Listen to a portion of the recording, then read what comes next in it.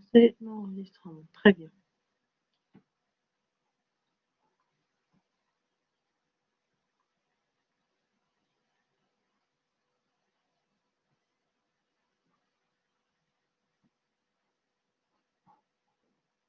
Bien. Alors, on va commencer par le théorème central limite. C'est là où on s'est arrêté la dernière fois. D'ailleurs, on est arrêté sur la partie exemple. Cependant, on va faire un petit rappel par rapport au contenu de ce théorème. D'accord? Donc, soit x1, x2 jusqu'à xn, une suite de variables aléatoires qui sont indépendantes. Avant de continuer ça, je tiens à vous rappeler que la dernière fois, on avait vu les lois, d'accord?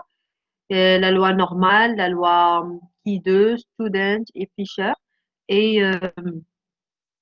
on avait vu notamment que il fallait utiliser des tables statistiques afin de pouvoir lire les valeurs de probabilité qu'on aura à calculer ensemble. D'accord? Et donc, on a commencé ensuite le théorème central limite. On verra par la suite les approximations. Donc, soit x1, x2 jusqu'à xn, une suite de variables aléatoires qui sont indépendantes. D'accord? Donc, en fait, on va faire comme la dernière fois. Je vais laisser la partie de chat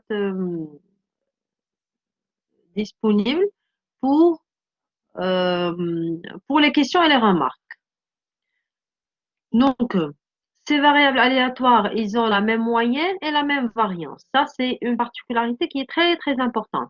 Donc, les x1, les x2 jusqu'à xn, ils ont la même moyenne, la même espérance, d'accord? Quand on dit moyenne, c'est espérance. Et ils ont aussi la même variance, qu'on va noter par ceci. Donc, espérance de xi, quand on dit xi, ça veut dire espérance de x1, c'est m, espérance de x2, c'est m, espérance de x3, c'est m, etc.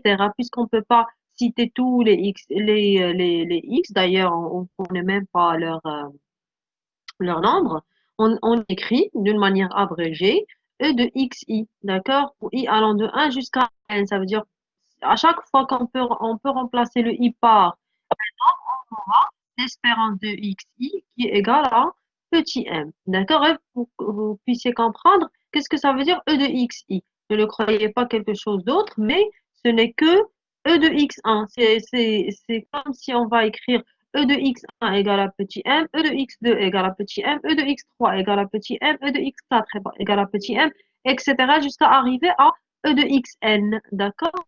Et donc, en abrégé, on va écrire E de xi égale à petit m.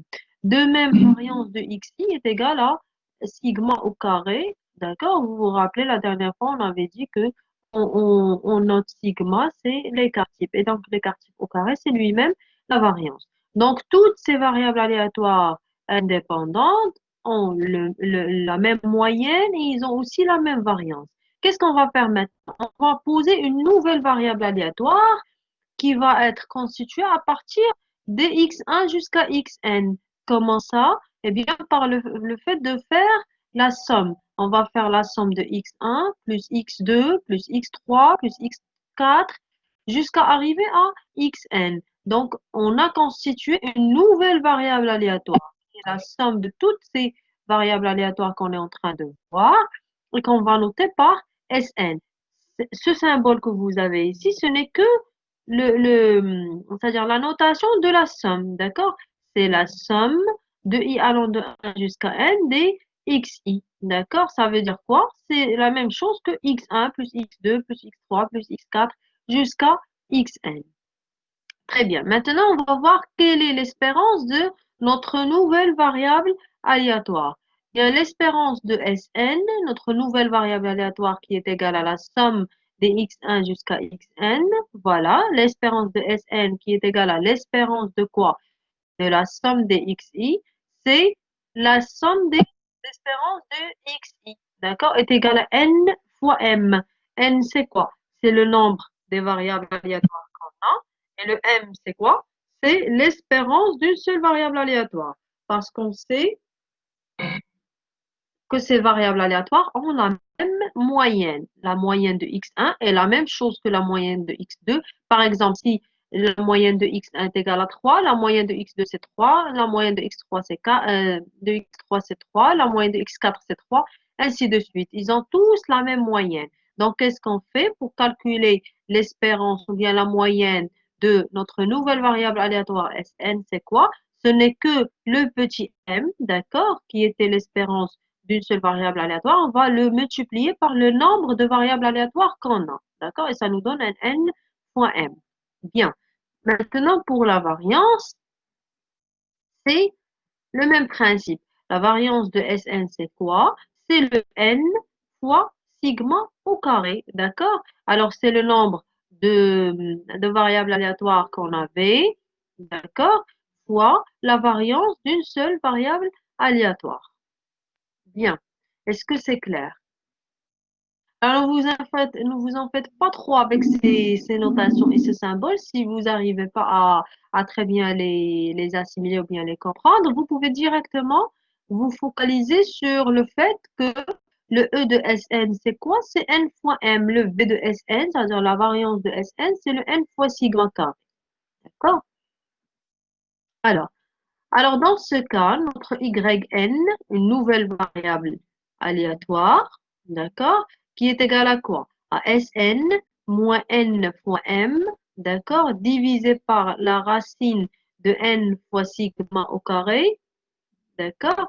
Cette nouvelle variable aléatoire, elle converge en loi vers une loi normale centrée réduite, d'accord. Alors, tout ce théorème-là va nous aider, d'accord, à avoir la possibilité d'utiliser la centrée réduite. Parce que si vous avez, par exemple, votre variable aléatoire comme on a ici, vous avez plusieurs variables aléatoires qui ont la même, qui sont indépendantes bien sûr, qui ont la même moyenne, même variance, mais vous ne savez pas comment calculer la probabilité d'une variable Sn par exemple, alors vous pouvez utiliser ce théorème. Le fait de dire que votre variable Sn moins sa moyenne, d'accord? Vous vous rappelez bien la dernière fois, on avait dit que si Sn par exemple suit, si votre variable suit la loi normale, alors pour pouvoir la transformer en une loi normale centrée réduite, qu'est-ce qu'il faut faire? Il faut faire la variable aléatoire moins la moyenne divisé par l'écart type, d'accord? Et l'écart type, c'est quoi? C'est la racine carrée de la variance. D'où le Sn moins sa moyenne qui est n fois m divisé par son écart type qui est la racine de n fois sigma au carré. Cette nouvelle variable aléatoire, elle converge en loi vers une loi normale centrée réduite. Est-ce que c'est clair? Alors, je vais revoir la partie de questions. Oui, on va enregistrer.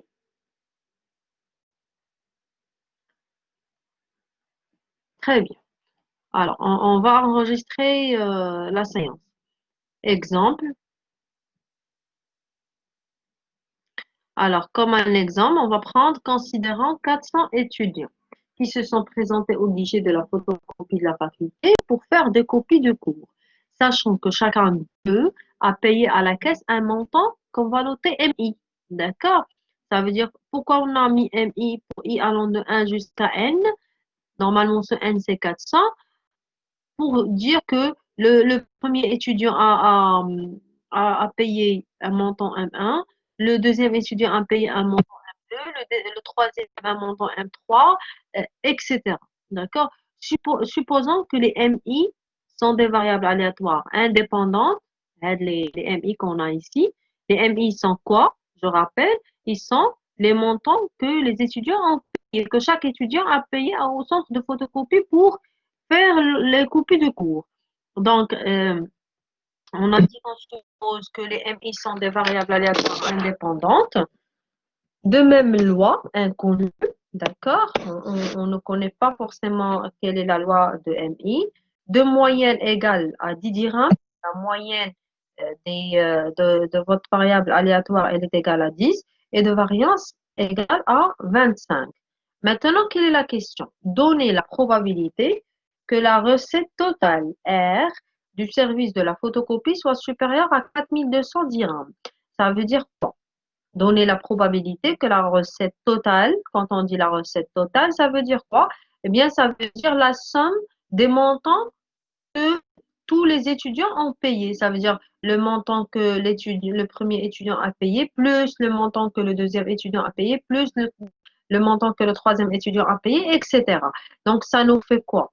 Ça nous, ça nous fait le M1 plus M2 plus M3 plus M4 plus M5 jusqu'à M400. Ça veut dire le montant que l'étudiant numéro 400 a payé. D'accord?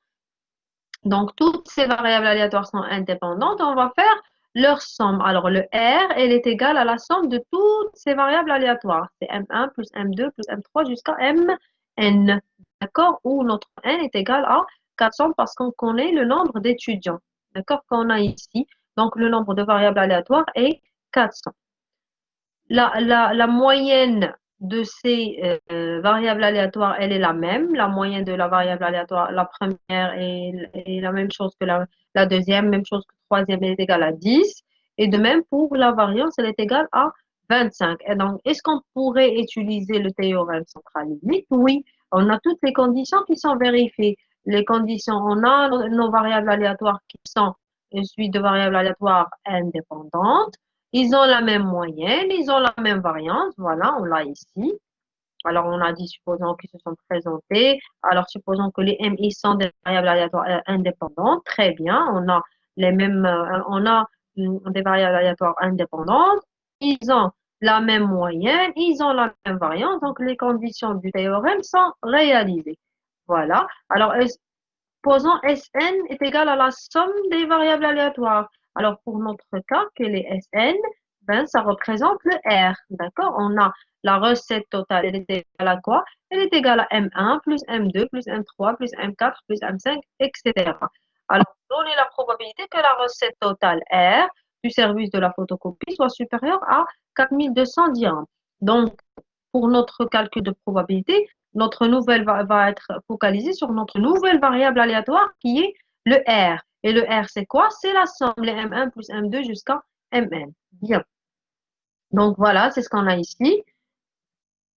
On a le R est égal à M1 plus M2 plus M3 plus M4 jusqu'à M400. C'est la somme des MI qui allant de 1 jusqu'à 400. Alors, on va commencer pour pouvoir utiliser tout d'abord le théorème central limite, il faudra euh, poser notre nouvelle variable aléatoire qui est le YN. Et le YN, c'est quoi? C'est le SN. SN pour notre cas, c'est R. D'accord? Moins le N fois M. Le N fois M, c'est lui-même l'espérance. D'accord? Quand vous voyez ici, l'espérance de SN, c'est N fois M. C'est la moyenne de notre... Quand je dis moyenne, c'est la même chose que espérance. Alors, c'est l'espérance divisé par l'écart type. Donc, on va revenir à notre exemple et calculer la moyenne de notre nouvelle variable aléatoire qui est R et la variance de R. Alors, quelle est l'espérance de R? C'est N fois M. D'accord? Le N, c'est 400 fois notre M, pour notre cas, c'est 10. Ça nous donne 4000.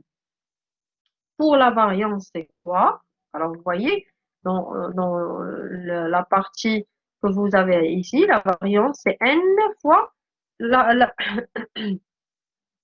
n fois la variance d'une seule variable aléatoire. Donc, ça nous donne n qui est 400 fois 25 au carré, parce que notre variance, pour notre cas, c'est 25 au carré, ça nous donne 10. Bien. Donc, d'après le théorème central limite, qu'est-ce qu'on a? Le R, d'accord, notre nouvelle variable aléatoire, c'est la même chose que ça représente le Sn qu'on a ici, moins la moyenne qu'on vient de calculer, divisé par l'écart type qu'on vient de calculer. Alors, cette nouvelle variable aléatoire converge en loi vers une loi normale sans très réduite. Qu'est-ce qu'on va faire? On va que remplacer. Donc, ça nous donne R moins NM divisé par la racine de N sigma carré. C'est ce qu'on vient de calculer, c'est R moins 4000. Le 4000, c'est N fois M, divisé par la racine de 10 000. Donc, si vous calculez ça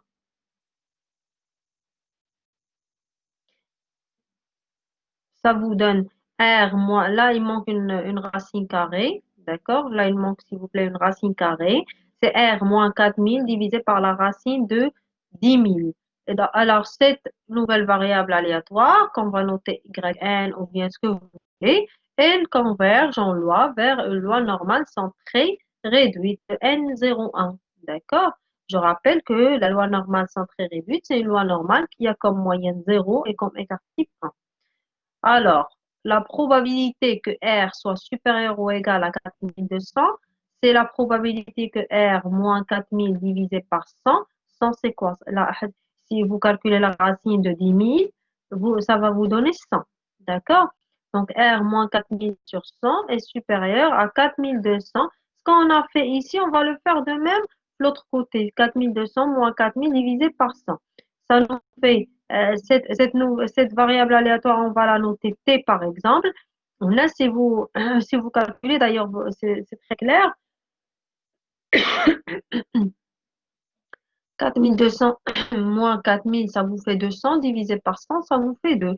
Donc, c'est P de T supérieur à 2, c'est égal à 1 moins P de T inférieur à 2, qui est 1 moins phi de 2, d'accord? Et phi de 2, si vous essayez de le lire sur la table de la loi normale, vous allez trouver 0,0282. Est-ce que c'est clair? Donc, selon la table de la loi normale centrée réduite, où le T est égal à R moins 4000 sur 100, et il suit la loi normale centrée réduite. D'accord? Donc, le fait qu'on a utilisé cette nouvelle variable aléatoire T, ça nous donne le droit de lire sur la table de la loi normale centrée réduite. Et vous avez ce passage, c'est 1 moins phi 2, qui est égal à cette valeur. Alors, est-ce que c'est clair? Je reviens voir la partie des messages. Alors, est-ce qu'on... Arrêtez, s'il vous plaît, de poser des questions par rapport à l'examen. On vient de commencer.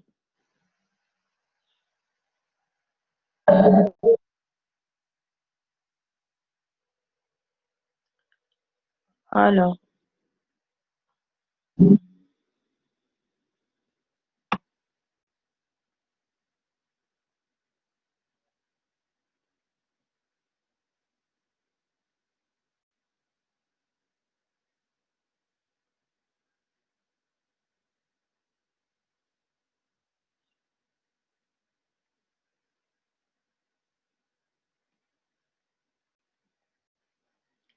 je reviens dans la partie pour voir une remarque.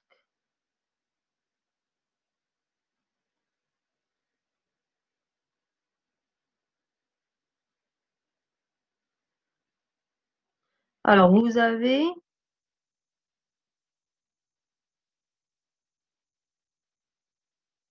Oui. Alors, exactement. Merci pour la remarque. Là, c'est un 25. C'est pas un 25 au carré. Alors là, il y avait c'est 400 fois 25. C'est pas 25 au carré. Parce que d'ailleurs, le sigma au carré, c'est lui-même la variance. Et ça vous fait 25. D'accord? Pour notre cas, 25. Déjà, on a la variance, c'est sigma au carré. D'accord? Donc, pas la peine de faire au carré ici. Vous avez que 25. Au niveau du calcul, je l'ai pris en considération, mais au niveau de la formule, c'est 25. C'est pas 25 au carré. D'accord? Donc, vous éliminez ce carré que vous avez ici, ça vous fait 10 000. Alors,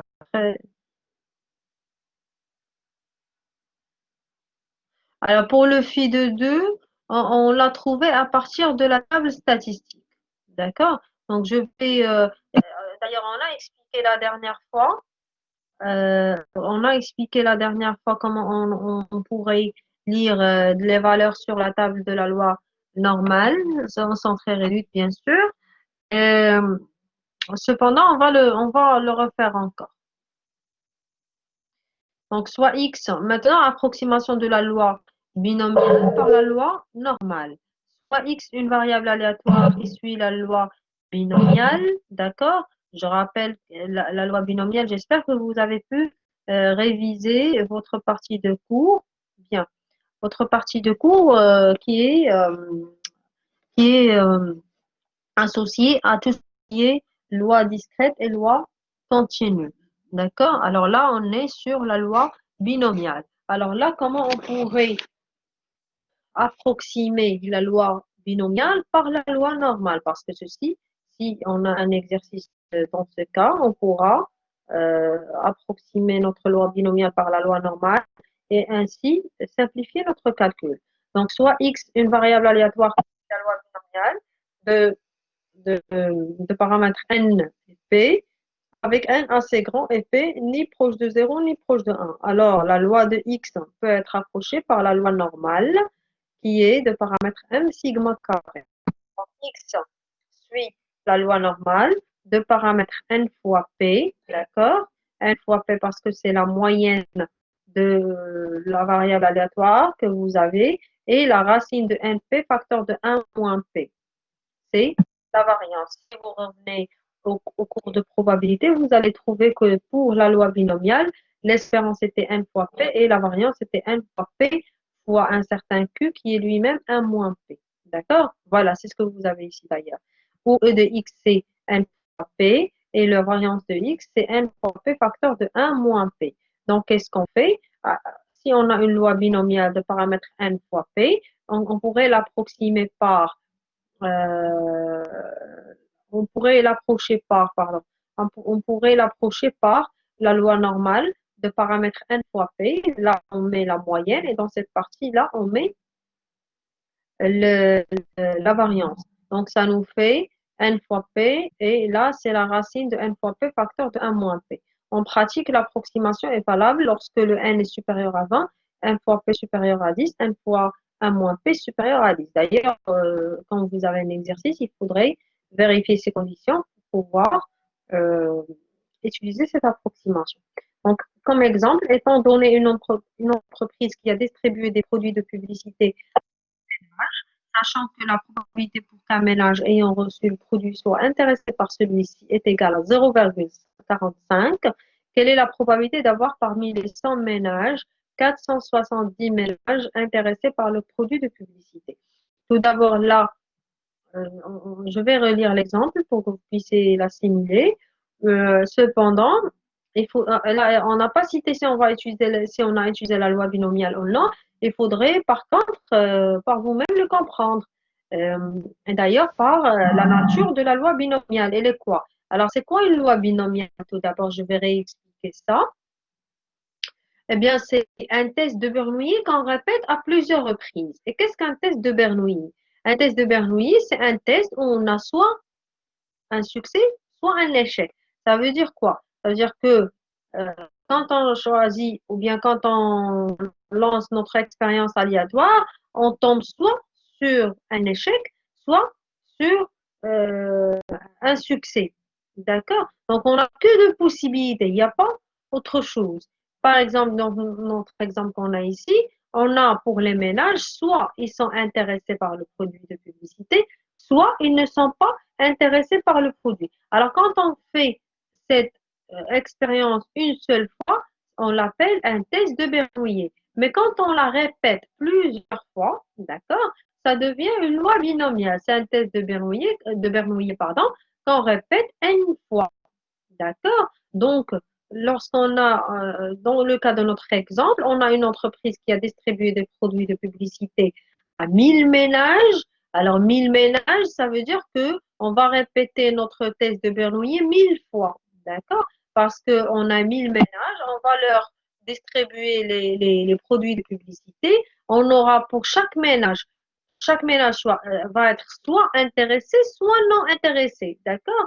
Intéressé pour nous, par exemple, c'est le succès. Non intéressé, c'est l'échec. Donc, lorsqu'on va distribuer un produit de publicité à un ménage, il va être soit intéressé, soit non intéressé. Le deuxième ménage va être soit intéressé, soit non intéressé. Donc, c'est un test de Bernoulli qu'on va répéter 1000 fois. D'accord? Donc, pour notre cas, le petit n, c'est 1000. D'accord? Et quelle est la probabilité qu'un ménage soit intéressé par le produit? Voilà, c'est ce qu'on a dans cette phrase. Sachant que la probabilité qu'un ménage ayant reçu le produit soit intéressé par celui-ci est égale à 0,45. D'accord? Donc, pour le petit p, c'est quoi? C'est le 0,45. Donc, notre variable aléatoire dans ce cas, elle suit une loi binomiale de paramètres 1000 et le petit p, c'est le 0,45. 45. Bien. Maintenant, quelle est la probabilité d'avoir parmi les 1000 ménages 470 ménages intéressés par le produit? Très bien. Donc, soit X, le nombre de ménages, ces ménages, intéressés par le produit parmi les 1000 ménages. On a X suit une loi binomiale, d'accord, de paramètre 1000 et 0,45. La probabilité recherchée est égale à P de X égale à 470. D'accord? Alors, quelle est la probabilité d'avoir parmi les 1000 ménages 470 ménages intéressés par le produit de publicité? Donc, la probabilité que X soit égal à 470.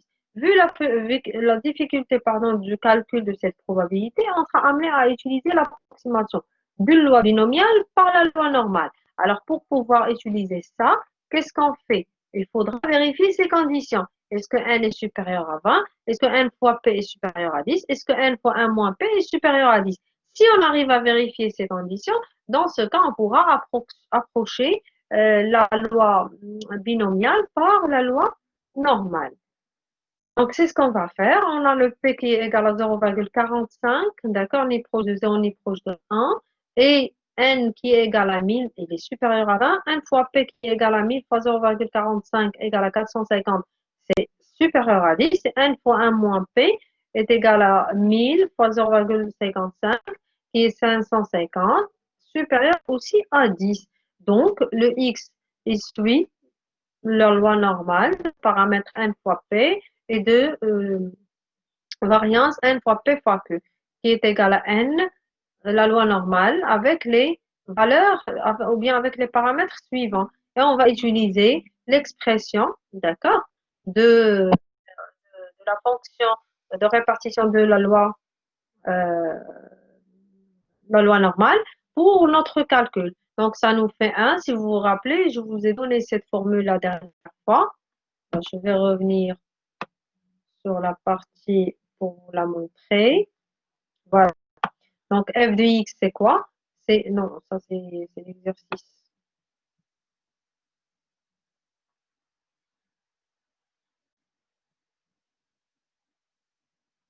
Voilà. Alors, le f de x, c'est quoi? C'est 1 sur l'écart type, racine de pi, exponentielle moins un demi, x moins petit m sur sigma, le tout au carré. Donc, qu'est-ce qu'on va faire dans cette fonction? On va que remplacer le sigma par sa valeur et le petit m par sa valeur aussi, et ensuite calculer. Est-ce que c'est clair? Après, on revient à notre exemple.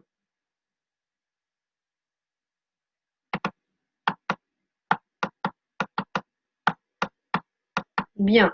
Donc, pour notre cas, la racine de 15,73 qu'on a ici, racine de 2pi, exponentielle moins 1 demi. Alors là, c'est 470, c'est notre x, d'accord? On a le x qui est égal à 470, moins le 450 qui est la moyenne, divisé par la racine de 15,73. Le tout au carré. Alors, si vous calculez ça, vous aurez cette valeur. Est-ce que c'est clair?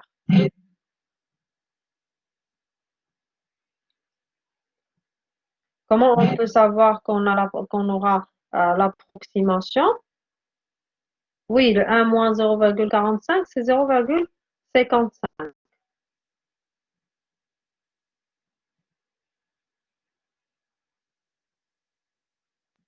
Non, la probabilité, elle est égale à 0,45. D'accord? La- Très bien. Alors, c'est une suite, c'est une répétition de loi de Bernoulli ou bien test de Bernoulli.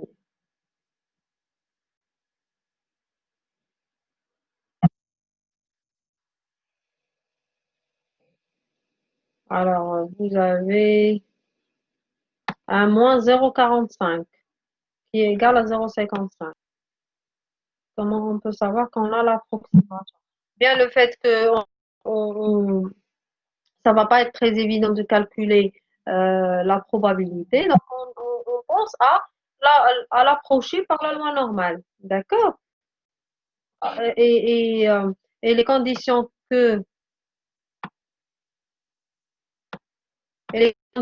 voilà, et les conditions sont déjà réalisées. Donc, puisque les conditions sont réalisées, alors on a le droit de faire l'approximation qui nous facilite beaucoup le calcul. Comme vous voyez, on a eu que le fait de remplacer les valeurs par les paramètres par leurs valeurs et on a eu le résultat pour notre probabilité. Bien, on passe à la partie suivante, approximation de la loi de Poisson par la loi normale.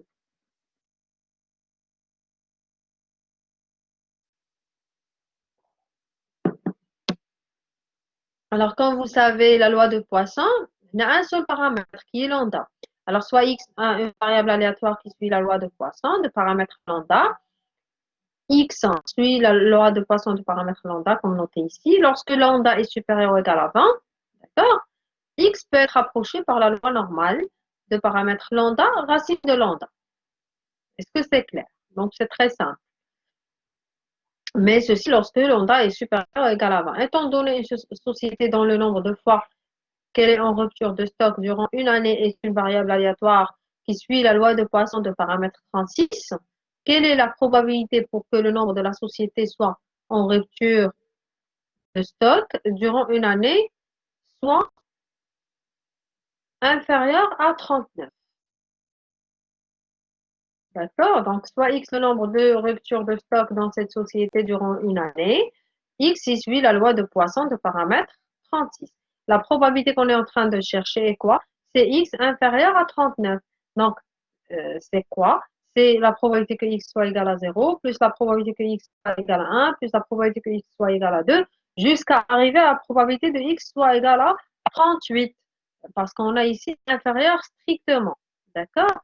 Donc, ça va être difficile de calculer tout ça. X égale 0, x égale 1, x égale 2. Ça va être 38 fois. Il faut faire cette opération-là 38 fois. Et ça va être très lourd. Donc, on préfère passer à la loi normale, d'accord? Puisque notre lambda est supérieur à 20. Donc, P de x inférieur à 39, c'est quoi? Là, c'est strictement, s'il vous plaît. Alors, c'est P de x moins 36.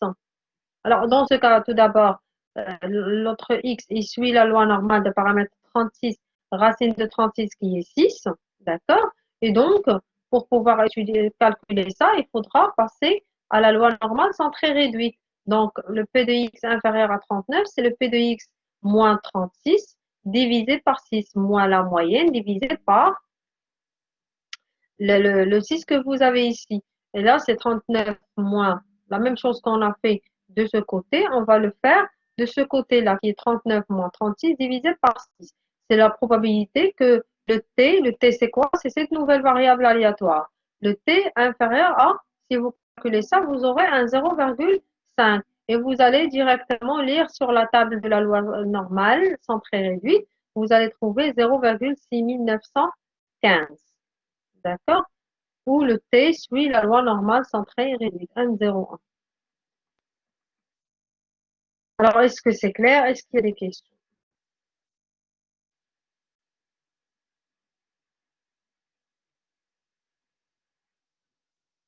La formule de la loi binomiale? Non, elle dit que la formule de la loi normale, c'est pas la formule de la loi binomiale. Le f de x qui est égal à 1 sur sigma racine de 2 pi exponentielle moins 1 demi x moins m le tout au carré sur sigma. Alors là, c'est l'expression de la fonction de répartition de la loi normale. Bien. Alors après, on va passer au deuxième chapitre.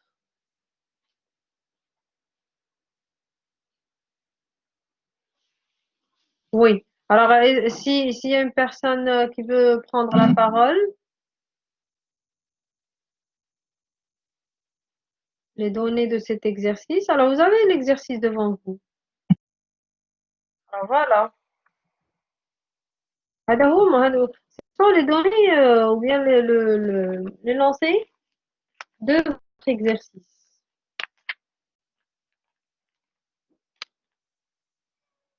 Maintenant, on va commencer le deuxième chapitre, qui est l'échantillonnage.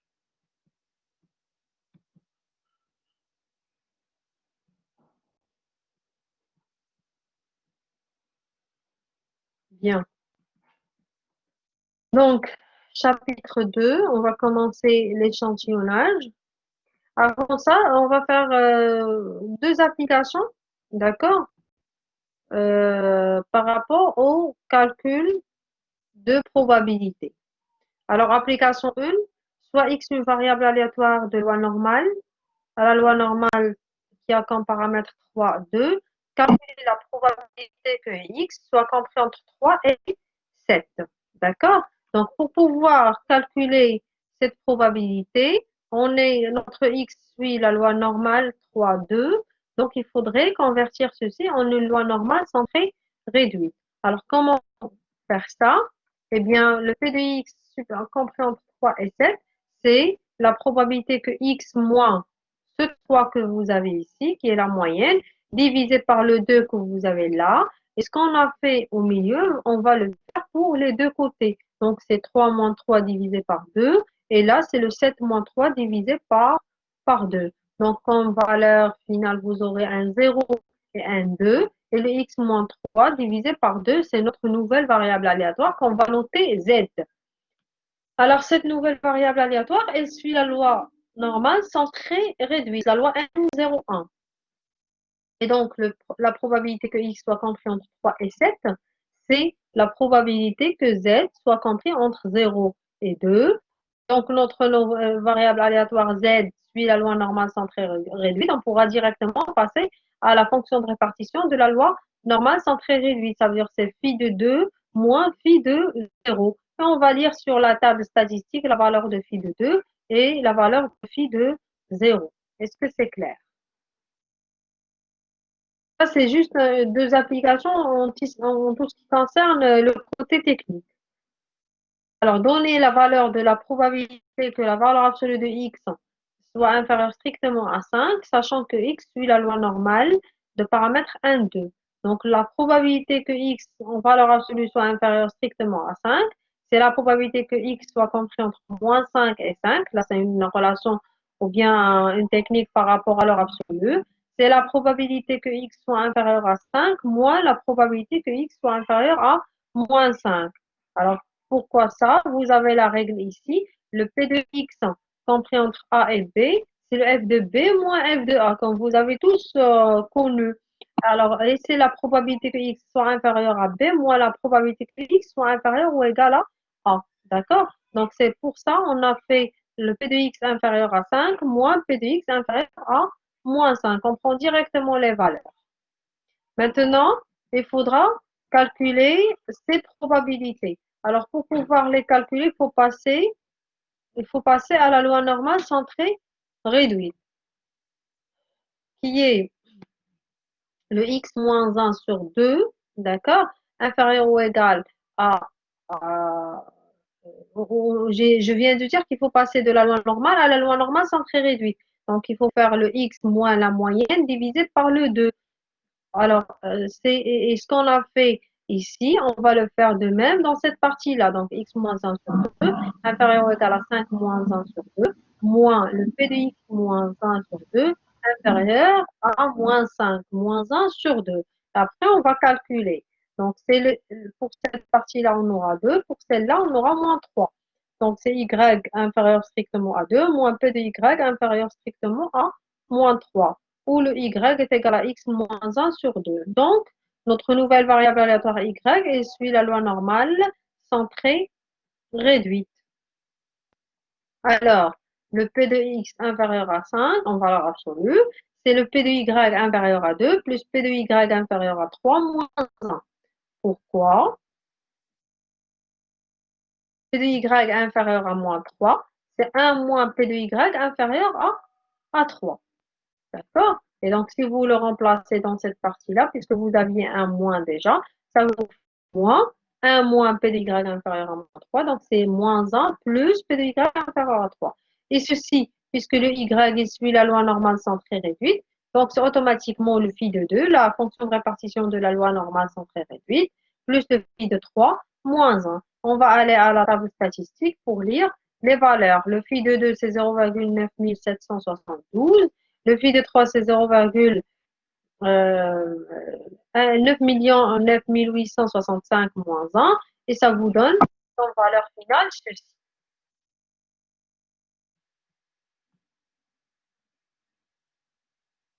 Exactement.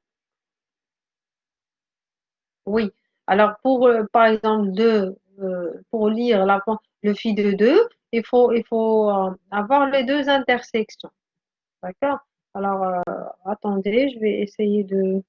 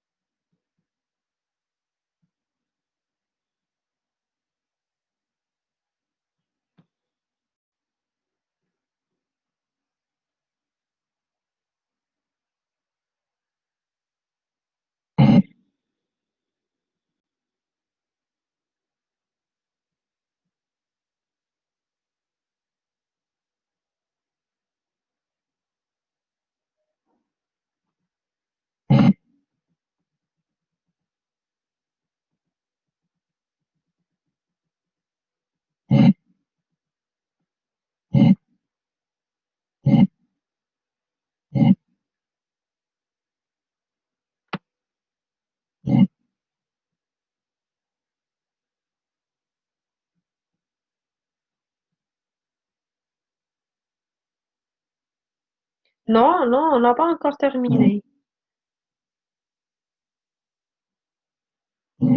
Le phi de 2, on va le lire euh, le phi de 2, on va le lire sur la table statistique de la loi normale. Madame, l'écran est noir. Oui, oui, j'essaie de... Maintenant, vous voyez ce que je viens de partager, n'est-ce pas? Vous voyez Oui, la correction? oui, madame. Très bien, très bien. Donc, on va passer au chapitre 2, qui est l'échantillonnage.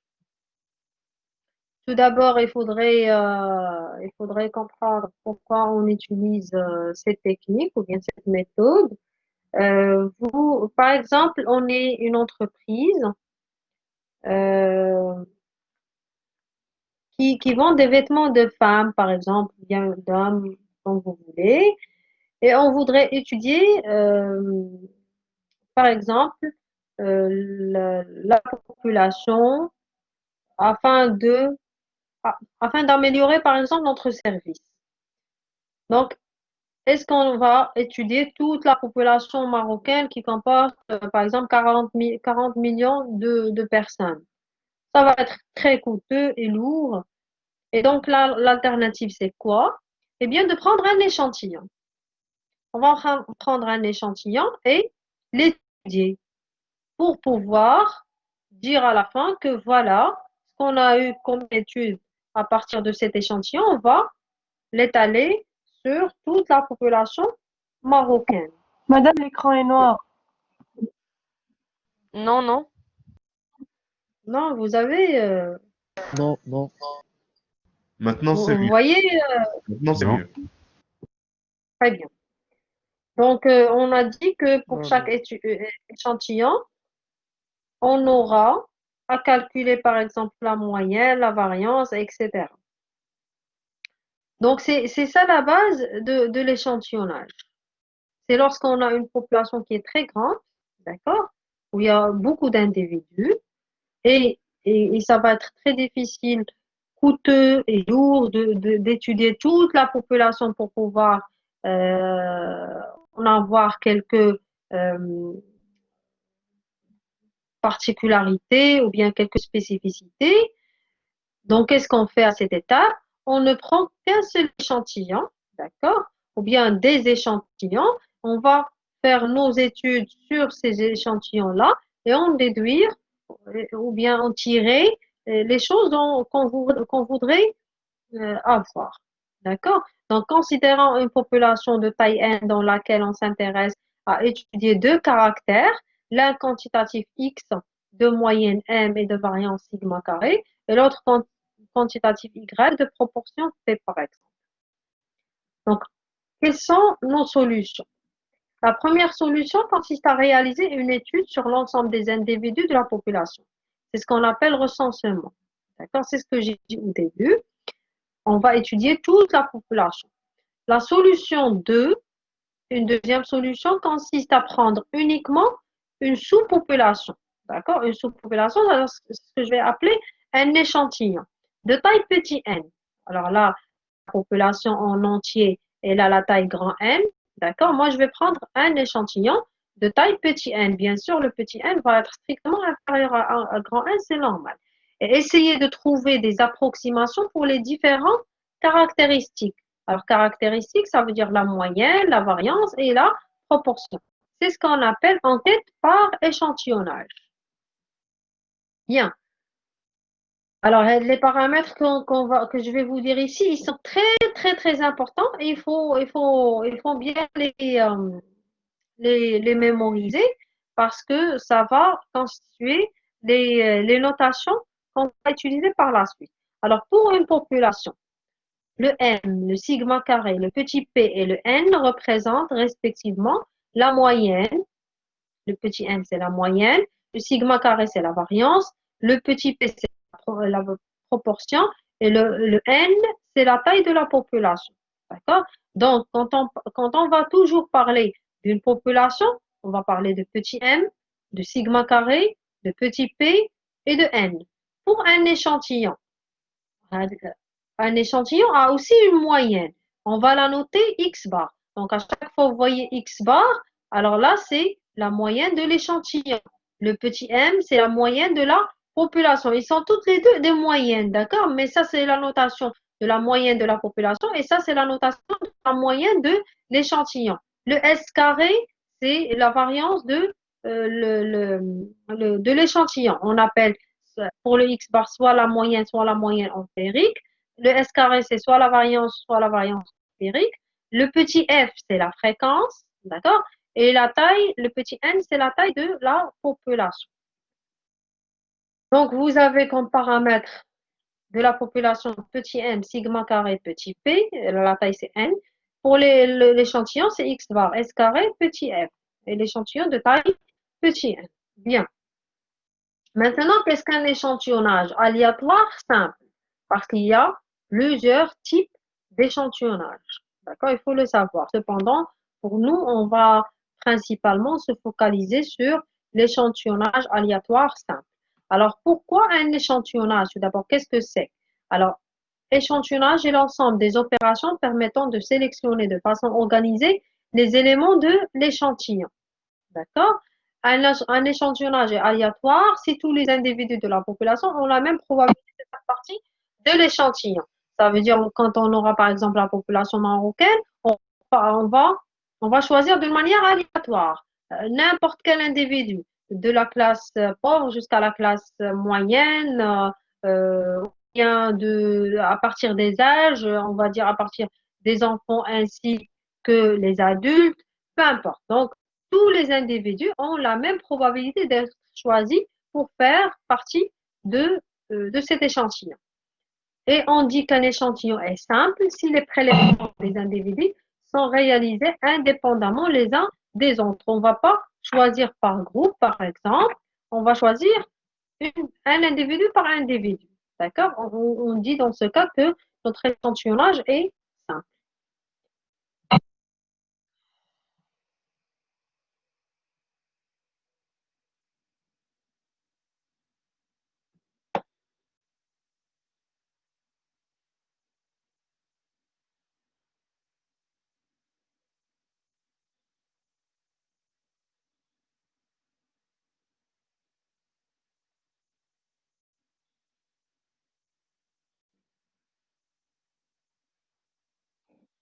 Alors, je vais vous poster, non, petit n, mais c'est la taille de la population. Le petit n, c'est la taille de l'échantillon. Le grand N, le N majuscule, c'est la taille de la population. Bien. Maintenant, on va passer à voir qu'est-ce que c'est qu'une distribution d'échantillonnage de la moyenne. Donc, qu'est-ce qu'on fait? Là, on a trois parties. Distribution d'échantillonnage de la moyenne, de la variance et de la fréquence.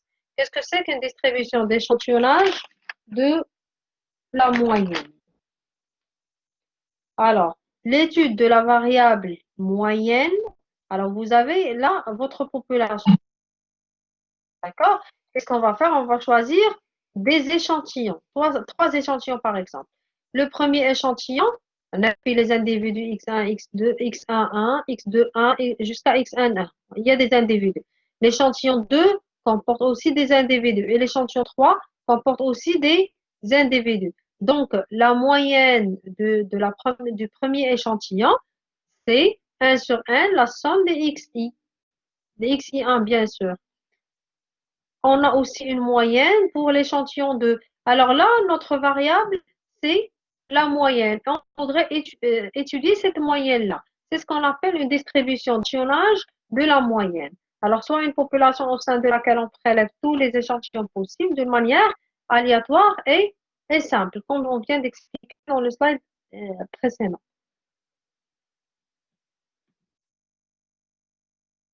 Alors, on remarque que la moyenne X varie d'un échantillon à un autre. La moyenne X bar. D'accord?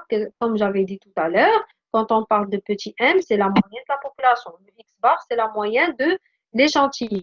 On remarque que ce n'est pas la même valeur. La moyenne de cet échantillon n'est pas la même chose que celle-là, n'est pas la même chose que la moyenne du dernier échantillon. Et donc, c'est une variable.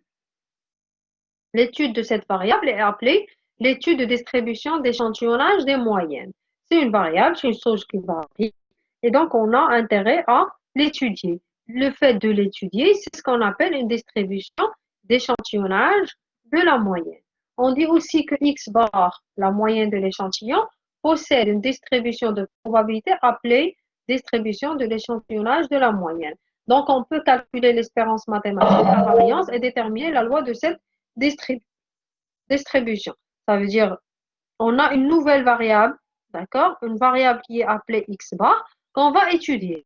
On va l'étudier pour calculer son espérance, calculer sa variance et euh, calculer son espérance et calculer sa variance, d'accord? Ainsi que déterminer sa loi.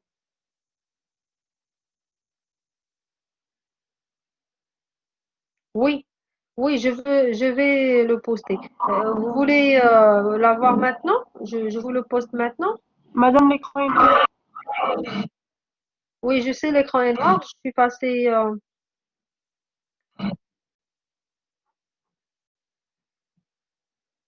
Oui, d'accord. Allez, je vais vous le poster juste maintenant. Je sais que ça va pas.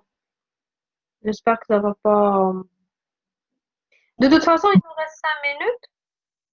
D'accord? Il nous reste 5 minutes, donc je vais vous le poster. Ça va nous prendre un petit moment.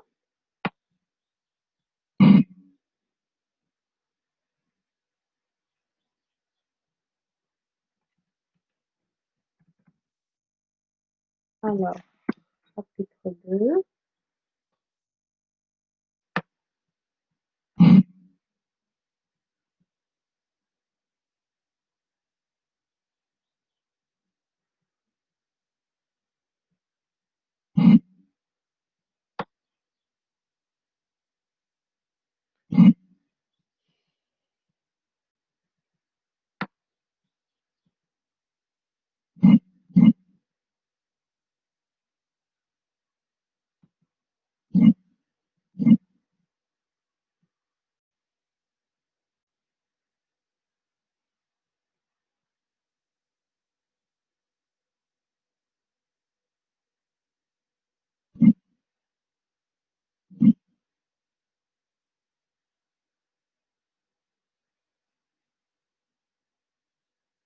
Oui.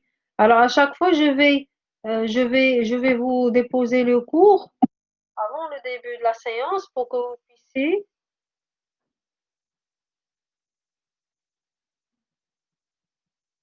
le voir et voir même les parties sur lesquelles les parties qu'on va aborder lors de la séance. Alors, il y a la taille de la population, c'est le grand N. Et la taille de l'échantillon, c'est le petit n. Alors, on a une population. Il y a par exemple 1000 personnes. Et je vais prendre un échantillon, puis 50 personnes. D'accord? Alors, le grand N, le N majuscule, c'est 1000. Le petit n, c'est 50. Bien, alors ça, c'est bon. On va le déposer. Très bien. Alors, vous pouvez le consulter tout de suite. Alors, déjà, comme le fichier PDF.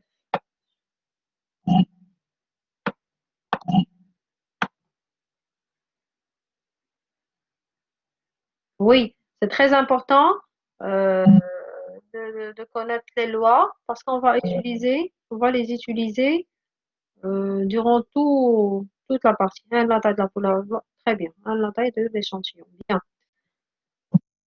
Alors, on avance. On a deux cas de tirage. D'accord?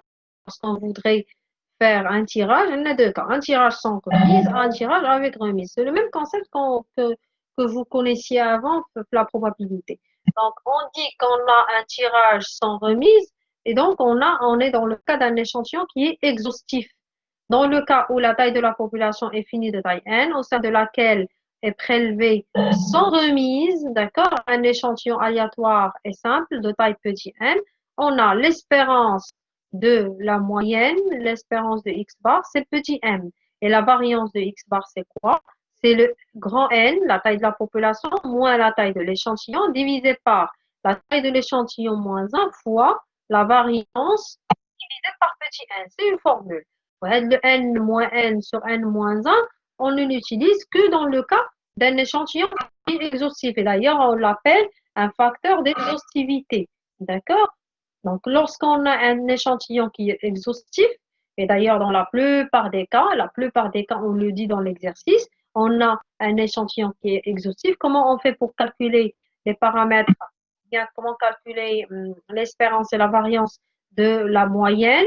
Eh bien, en utilisant ces deux formules. La première formule, la moyenne ou bien l'espérance de la moyenne que vous avez ici, c'est la même moyenne de la population. Le petit m là qu'on a ici, c'est la moyenne de la population globale. Et la variance de la moyenne, c'est quoi? C'est le n moins petit n sur n moins 1. Vous ne faites que remplacer fois le sigma carré sur petit n. Pour le cas d'un échantillon qui est non exhaustif, d'accord? Ça veut dire que vous avez un tirage avec remise. Dans le cas où la taille de la population est grande, au sein de laquelle est prélevé avec remise un échantillon aléatoire et simple de taille petit n, on a l'espérance, c'est la même moyenne que la moyenne de la population globale. Et la variance, c'est le sigma carré sur n. Si vous remarquez, c'est presque la même formule, sauf que pour là, on a à multiplier par un facteur d'exhaustivité lorsque l'échantillon est exhaustif. Mais ici, on n'a pas à multiplier par un certain facteur, on ne garde que sigma carré sur petit n. Sinon, dans la suite de tout ce qu'on va voir, on ne va traiter que les cas, d'accord?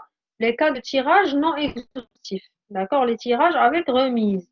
Et bien sûr, lorsque pour vous, vous avez un tirage sans remise, eh bien, vous ne faites que multiplier pour la variance. Pour l'espérance, il n'y a pas de problème. Pour la variance, il ne faut que multiplier par le facteur d'exhaustivité. Bien.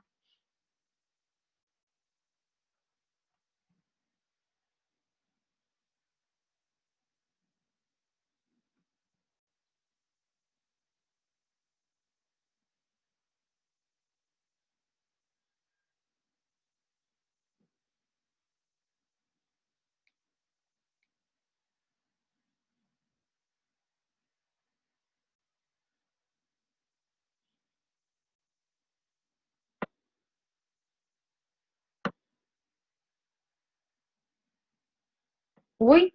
Alors, on a le cours qui est en train d'être enregistré et je vais vous le poster comme on a fait pour les séances précédentes.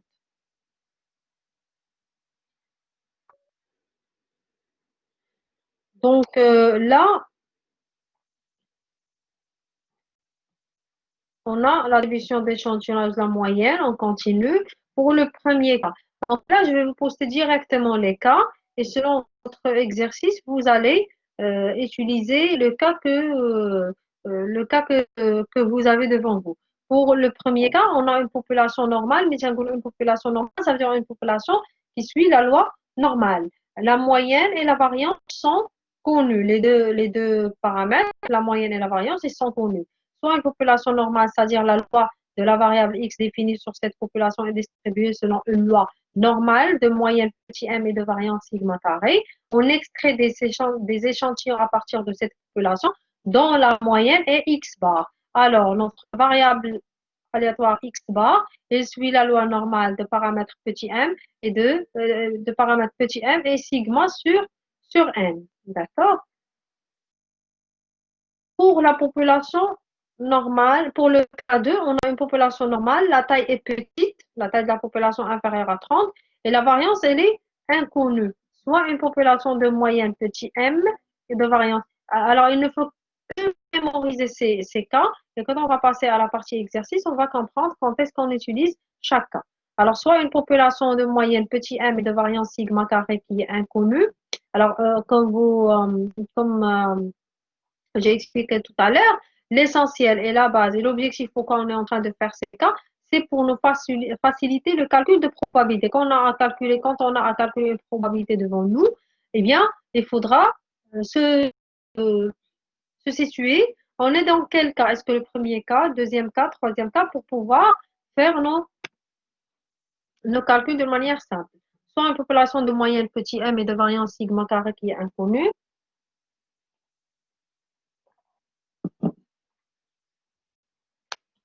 à partir de laquelle on extrait des échantillons. La variable aléatoire définie par y qui est x bar moins 1 sur s sur racine de n et suit la loi de student, de degré de liberté n moins 1. D'accord? Pour le troisième cas, la population est quelconque et la taille est grande. Soit une population de moyenne petit m et de variance sigma carré, supposons qu'elles sont connues. On suppose que la loi de cette population est inconnue. On ne nous a pas précisé si c'est la loi normale ou non, etc. Si, si les tirages sont non exhaustifs, alors la variable aléatoire définie par y qui est x bar moins petit m sur sigma sur racine de n tend vers une loi normale centrée réduite lorsque n tend vers l'infini. Voilà. Ce sont les trois cas qu'on a pour la distribution d'échantillonnage de la moyenne. Donc, je vous ai fait ça même de manière brève afin que vous puissiez le revoir à tête reposée et bien sûr pouvoir l'appliquer pour les exercices de TD. Donc là, vous avez dans ce fichier-là, que je vais vous poster aussi, la correction du premier exercice de TD. Alors, voilà, ce qu'on va faire, je ne vais pas vous poster ça maintenant, d'accord? Pour que vous puissiez travailler votre série de TD, surtout le premier, deuxième exercice, troisième, et ensuite, on va le corriger la prochaine fois. Donc, je vais pas vous poster cette correction jusqu'à la prochaine fois afin que vous puissiez vous entraîner un petit peu. Est-ce que c'est clair? On va arrêter le partage. Bien.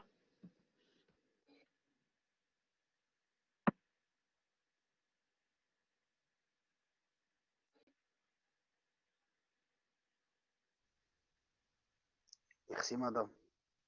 Il n'y a pas de quoi. Très bien. Donc, on va.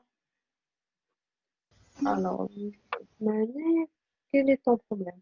Le problème, c'est le tirage exhaustif. Le tirage exhaustif, c'est quand on fait un tirage avec remise ou bien sans remise.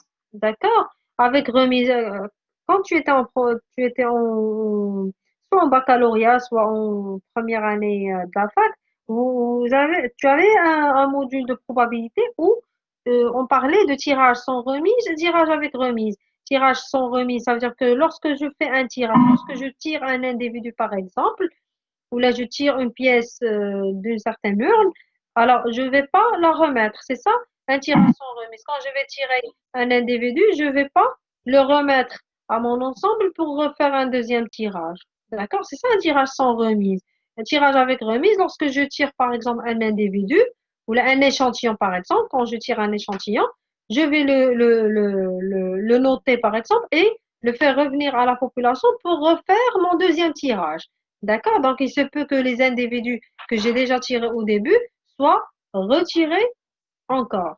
Est-ce que c'est clair? C'est ça un tirage qui est exhaustif ou bien non exhaustif? C'est relié, alors le mot exhaustif est le relié à la manière de votre tirage, s'il est sans remise ou bien avec remise. Est-ce que c'est clair?